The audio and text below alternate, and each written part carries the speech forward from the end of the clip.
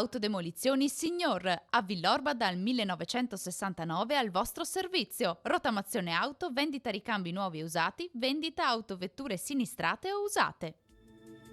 Benvenuti al Meteo. Torna la stabilità atmosferica sul nostro territorio, tempo più asciutto con clima caldo ma decisamente più gradevole. Vediamo il dettaglio di venerdì 8 luglio. Sul Veneto continuano ad affluire correnti più fresche dai quadranti settentrionali, ma la pressione è in aumento. Sarà infatti soleggiato un po' dappertutto sulla nostra regione con cielo sereno o velato e non si verificheranno precipitazioni.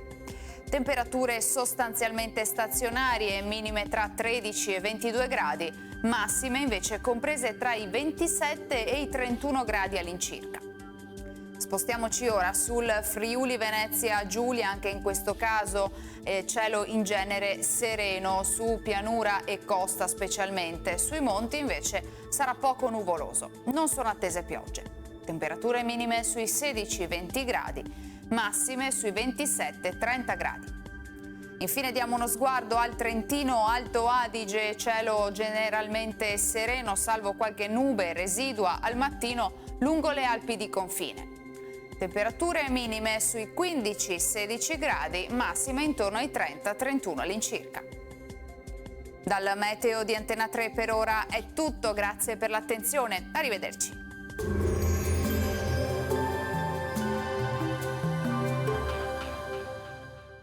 Autodemolizioni Signor, a Villorba dal 1969 al vostro servizio. Rottamazione auto, vendita ricambi nuovi e usati, vendita autovetture sinistrate o usate.